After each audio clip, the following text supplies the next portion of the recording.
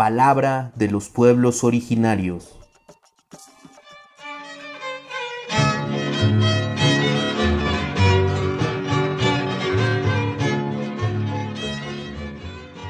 Presentamos la palabra del profesor Javier Galicia Silva, nahuahablante originario del pueblo de Santa Ana Tlacotenco.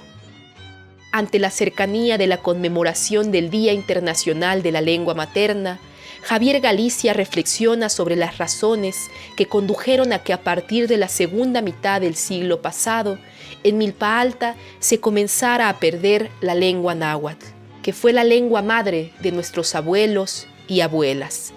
Escuchémoslo.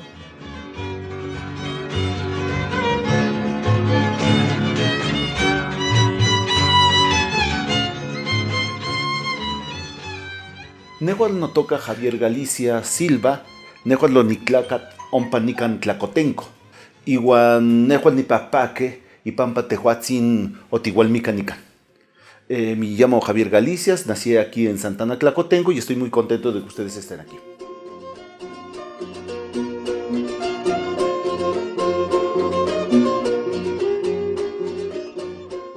Mis padres, particularmente mi padre, es nahuablante, lo que se conoce en náhuatl perfecto. Es decir, maneja tanto el náhuatl como el español, es coordinado. Desde pequeño, en casa, mi abuela y mis abuelos la hablaban. Sin embargo, ya no era la lengua de comunicación. Yo nazco en el 65 aproximadamente, y cuando yo tengo contacto, sí escucho que la gente habla el náhuatl, pero en el interior de las casas, de la casa no se está hablando todo el tiempo el náhuatl. Y va a ser hasta mi adolescencia, particularmente hacia la década, cuando ya tengo 13 años, cuando ya de manera formal me comenzaron a hablar todo el tiempo en náhuatl. Y entonces es a partir de ese momento, digamos que en la adolescencia, que la empiezo a aprender de manera sistemática. De ahí entonces que cuando a mí me dicen es tu lengua, no es mi lengua materna, porque en realidad yo hablo español desde los 5 o 6 años, como todos los demás pequeños, pero si se me empieza a obligar o a invitar o empiezo a escuchar que la importancia de la lengua y entonces la empiezo a aprender de manera sistemática hacia los 13. ¿Por qué? ¿Qué es lo que sucede dentro de todo este proceso? En el caso de Milpa Alta, hacia esa época la lengua comienza a desvanecerse totalmente. Empezó unos años antes propiamente, pero yo diría que desde la década de los 50, cuando hay una política por parte del Estado y entonces lo que hace es que todo el mundo se le empieza a obligar que empiece a aprender español.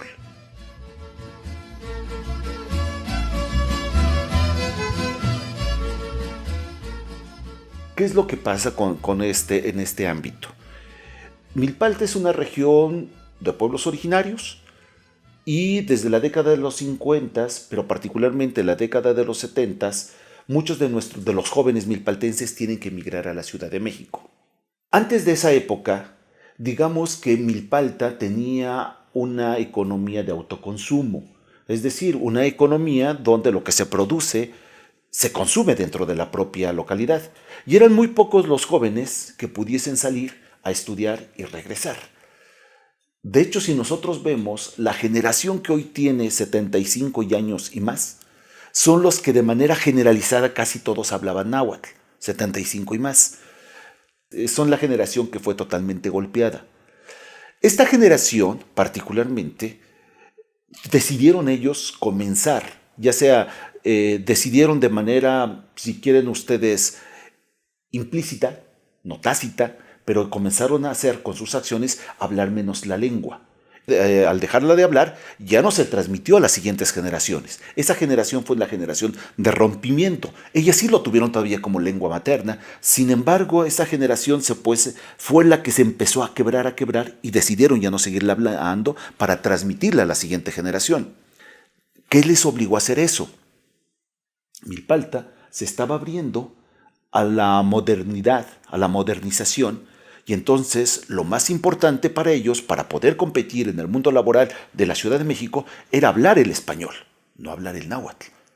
Y entonces la lengua náhuatl se quedó restringida a los ámbitos, digamos, de reproducción económica internos, el campo. Entendamos que fue una obligación o una presión por parte del Estado, como política de Estado, hacia las comunidades indígenas. Ahora, hubo todo un conjunto de hombres que se fueron a educar a la ciudad, pero tuvieron una diferencia en relación a otros. ¿Qué es lo que pasó? Cuando se fueron y regresaron muchos de ellos, parece que hubo la influencia de algunos profesores suyos que les hablaron de la importancia de seguir hablando la lengua. Si no, no pudiésemos entender por qué algunos profesores o unos profesionistas sí llegaron y continuaron hablando la lengua y otros no. ¿Por qué lo abandonaron? Unos sí y otros no. Hay un parteaguas de que les permitió a algunos continuarla hablando y otros no. Imikpatlaltintepet Itzintlan Citlalcuey Kenipan Seweyamaca que altialo y caintonatiu. Se le llama lengua materna a aquella con la que empezamos nosotros a comunicarnos desde pequeños con el mundo exterior. Es aquella que escuchamos desde las entrañas de nuestra madre hasta la que vamos a utilizar en nuestros primeros años. Es la que va a fincar nuestra visión de mundo. Una lengua en general es una forma, una estructurada de organizar al mundo de acuerdo a los conceptos importantes de cada una de ellas. De tal forma que entonces una lengua es, diría en forma metafórica algunos investigadores, que es como una ventana en la que se mira la realidad. Todas las lenguas como sistemas de comunicación son iguales. Tienen las mismas formas de comunicar todos los contenidos. Pero cómo organizan los contenidos y le dan forma al pensamiento depende de la capacidad de la propia lengua.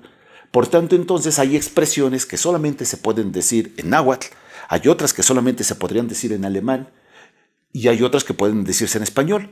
Alguien me preguntará entonces, ¿hay cosas que no se pueden comunicar? Sí, todo se puede comunicar, pero las formas de hacerlo son diferentes. En el caso de los saludos, por ejemplo, si nosotros vemos las lenguas occidentales, ya sea bonjour, buenos días o good morning, son saludos que estés bien, es un deseamiento hacia el futuro. En el caso del náhuatl no. Cuando nos decimos que no timoclahuilti o que no timoclahuililutl, se está refiriendo a cómo te ha recibido la luz del sol. Es una pregunta de cómo has pasado la noche, mientras que en las lenguas occidentales refieren hacia el futuro, en el caso del náhuatl refiere hacia el pasado. Al final de cuentas, tanto la expresión good morning, bonjour, buenos días y que no timoclahuilti o tlahuililutl hacen la misma función. Son formas comunicativas que remiten a un saludo, pero lo que está detrás es una estructura diferente.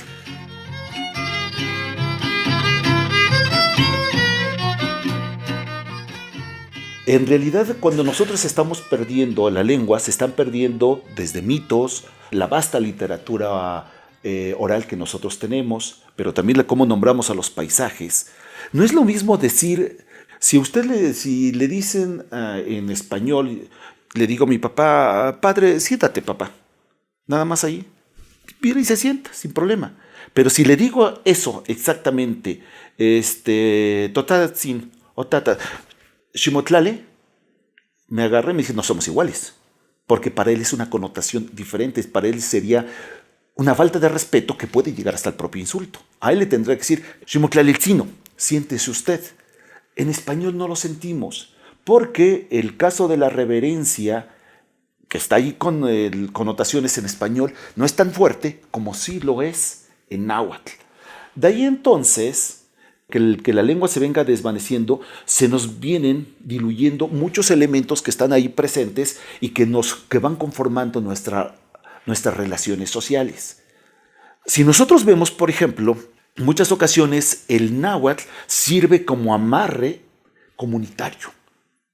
Entonces, la lengua va a cumplir un factor de cohesionadora social, como un elemento que nombra todos los objetos del mundo, que nos dice qué es lo importante para una comunidad y qué no es. Ella puentea las relaciones que están entre nosotros, el aquí, la naturaleza, pero también lo que está más allá de nuestro entendimiento.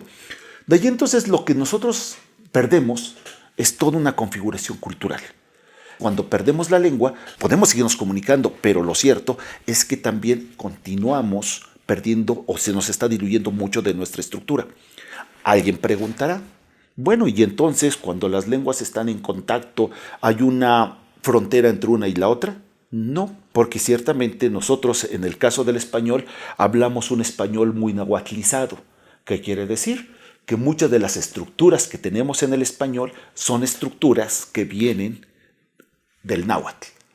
Como las hemos escuchado cotidianamente, no nos damos cuenta de ellas. Pero cuando alguien que llega, por ejemplo, un hispanohablante de Argentina o de España y nos escucha, tenemos un español raro. ¿Cómo lo podemos ver? ¿Cuántos de nosotros vamos y le decimos a la gente, oye, ahí te encargo, mijito, le echas un ojito?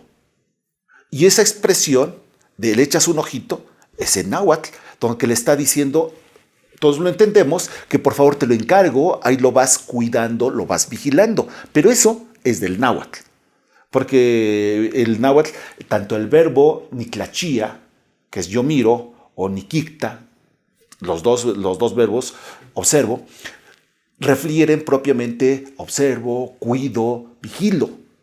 Lo que resulta entonces que el español ha abrigado muchos de esos conceptos y los tiene. De ahí entonces que, por ejemplo, nosotros como de la región, hay muchas expresiones en náhuatl que o en español que no nos parecen extrañas, porque ha habido calco semántico, está ahí presente. Aun cuando la lengua se ha ido dispersando, lo cierto es que tenemos mucha de nuestra estructura de pensamiento está en el propio náhuatl.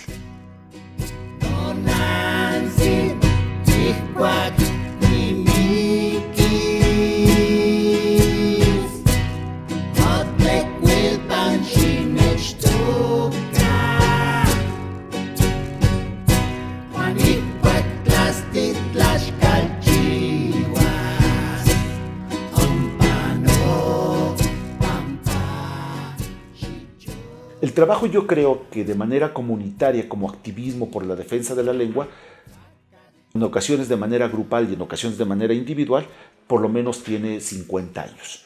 Y me refiero por el caso de don Carlos López Ávila, que él empezó como un nahuablante activo y empezaba a dar clases y estaba ahí. Pero eso, y yo lo conocí a él desde muy pequeño y entonces inclusive también fue parte de mis maestros.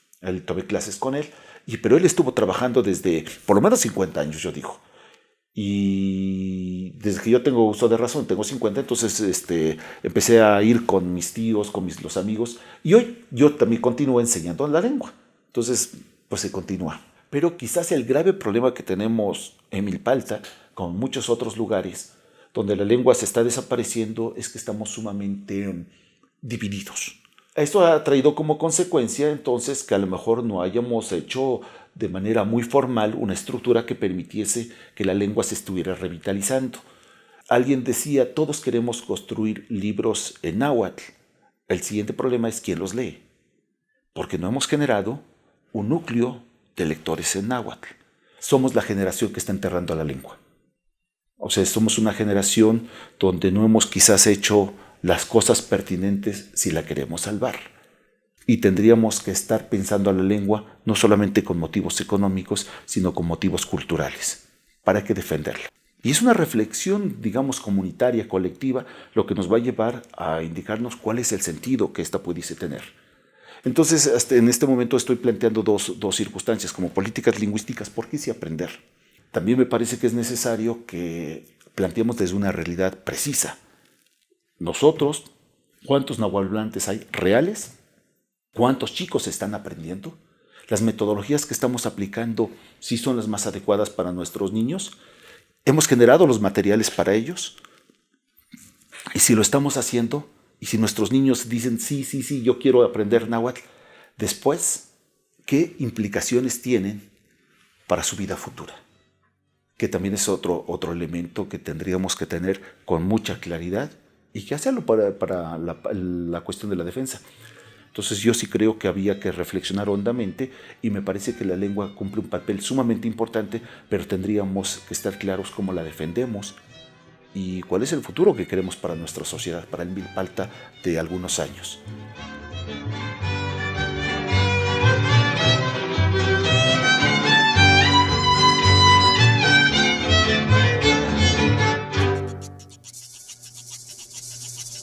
Comisión de Medios.